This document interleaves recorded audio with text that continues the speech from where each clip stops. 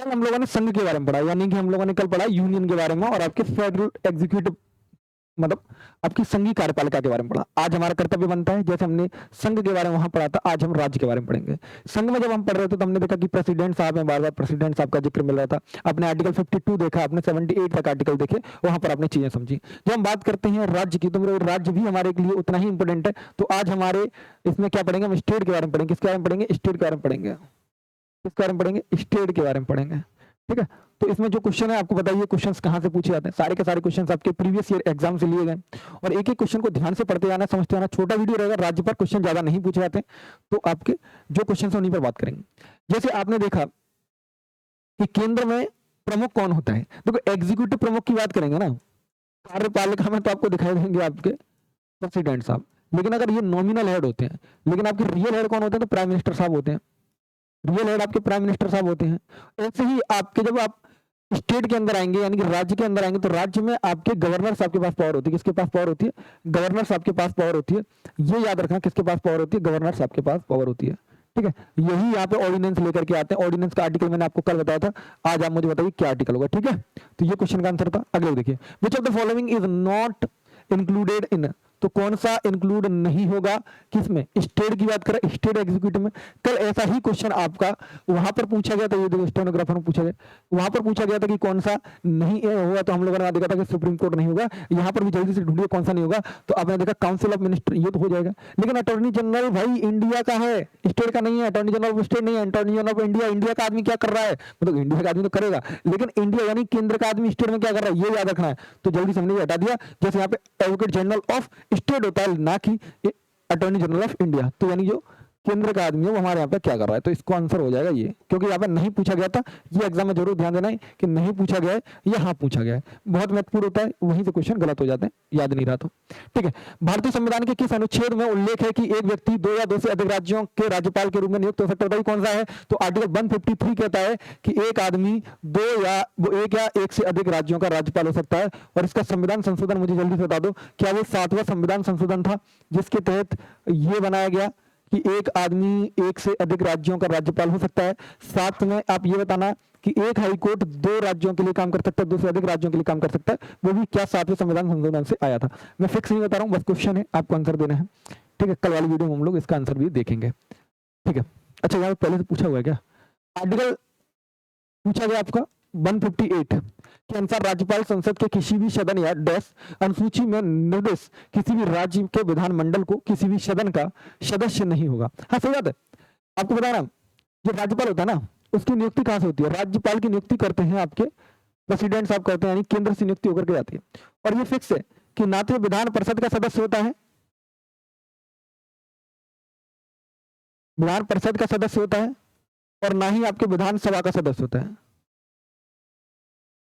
कुछ लोग कहेंगे विधानसभा तो सुनिए, लेकिन विधान परिषद क्या होती है भाई, ये केवल भारत में 6 राज्यों के अंदर है, ये याद रखना। ठीक है, विधान परिषद आपकी 6 राज्यों के अंदर है, और ये याद रखना यूपी भी उनमें से वन ऑफ एक है। ठीक है, तो बिहार में है, यूपी में है, तेलंगाना में है, बाकी और बताइए राज्य चल। ठीक है, तो ये क्वेश्चन याद रखें। तो इसका अनुसूची 1 के अंदर लिखा हुआ है, ये सब कहाँ पे लिखा है, अनुसूची 1 में लिखा हुआ है।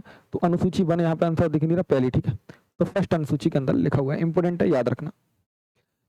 अगर हम बात करें who decide the emulate of governors, यानी कि जो आपकी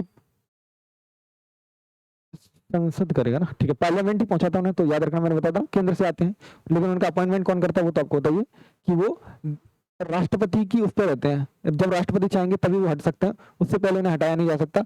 और उनके विचार पर, मतलब विवेकाधीन पर निर्देशित होता है कि वो कब उन्हें हटाएंगे। तो याद रखना कौन कौन सी बात करेंगे।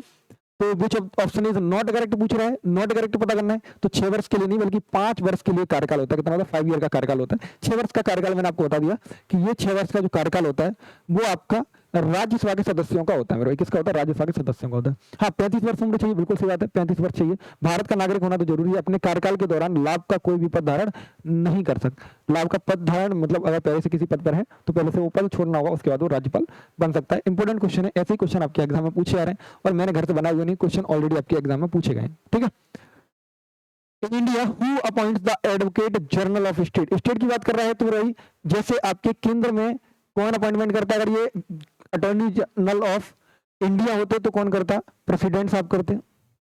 कौन करता?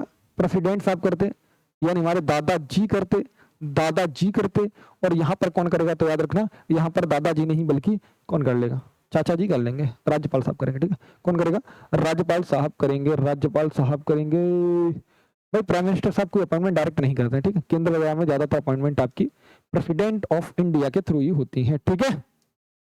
अगले क्वेश्चन की बात करेंगे। यहाँ पे पूछा गया, एक भारतीय राज्य का राज्यपाल अपने कार्यकाल में प्रवेश करने, पदभार ग्रहण करने से सक्षम शपथ की प्रतिज्ञा लेता है। किसकी प्रतिज्ञा लेता है?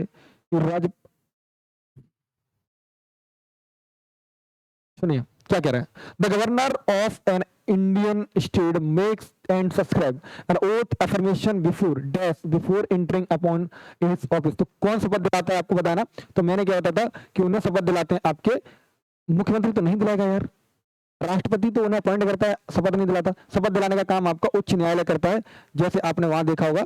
तो उन्हें कौन दिलाता है? आपका सुप्रीम कोर्ट के चीफ जस्टिस दिलाते हैं, सुप्रीम कोर्ट के चीफ जस्टिस दिलाते हैं। यहाँ पर हाई कोर्ट के जस्टिस दिलाएंगे, ये याद रखना। और जैसे आपका राष्ट्रपति साहब अपना त्याग पत्र किसे दे देते? Vice president. वाइस प्रेसिडेंट अपना त्याग पत्र किसे देते? राष्ट्रपति साहब को, ये भी याद रखना, ठीक है। फोटो पे लम्हा तेरा है, नाम तेरा तेरा, बातों में तेरी में रातें बेतम। चलिए क्वेश्चन बताइए, राज्यपाल किसकी सलाह पर मंत्रियों को नियुक्त करता है? किसकी सलाह पर करेगा? मैंने आपको बताया था जैसे प्रेसिडेंट साहब सलाह लेते हैं किसकी? पीएम की। और पीएम की सलाह के बाद में अपॉइंट करते हैं आपके काउंसिल ऑफ मिनिस्टर यानी कि मंत्री परिषद को। उसी प्रकार स्टेट के अंदर कौन सलाह देगा? मुख्यमंत्री सलाह देंगे। कौन देंगे? मुख्यमंत्री। मुख्यमंत्री की सलाह पर ही आपके अपॉइंट किए जाते हैं। एक पॉइंट और लिख लो, जब भी हम बात करते हैं मुख्यमंत्री या मंत्री कितने हो सकते हैं, तो याद रखना 15% से ज्यादा हम काउंसिल ऑफ स्टेट के मिनिस्टर नहीं बना सकते, और वो भी किसका? आपके जो लोकसभा में आपकी स्ट्रेंथ है उससे ज्यादा, ठीक है। मैं ये जब अनुच्छेद वाला टॉपिक आएगा ना, जिसमें हम अनुच्छेद पढ़ेंगे यानी कि आर्टिकल्स पढ़ेंगे, फिर एक अमेंडमेंट वाला आएगा, वहां पर एक एक करके डील कर लेंगे। लेकिन बीच बीच में जो मुझे याद आता है मैं बताते जाता हूँ, क्योंकि आगे जाकर आपको दिक्कत ना आए। किसी राज्य में मुख्यमंत्री सहित प्रेस की संख्या कितनी प्रतिशत होती? कम नहीं हो सकती। तो कम तो 12% से कम नहीं हो सकती, ठीक है। ये 12% वाला आपका दिल्ली वगैरह में लागू होता है, ठीक है।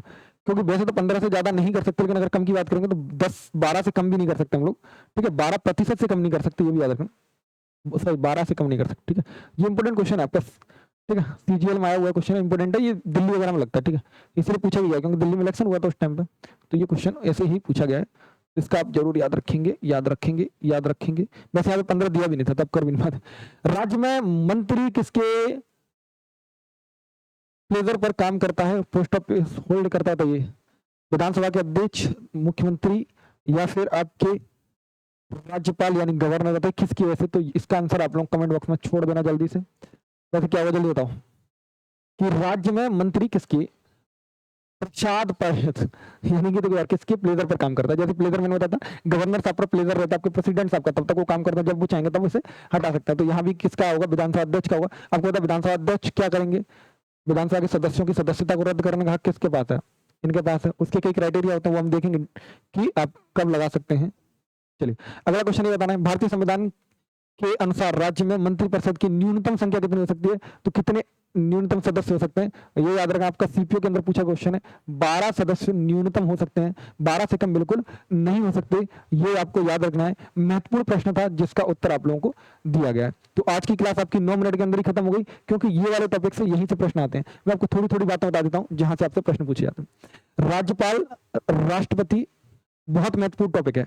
राज्यपाल राष्ट्रपति दोनों को पैरेलल रखकर पढ़ना, जब भी आप पढ़ना।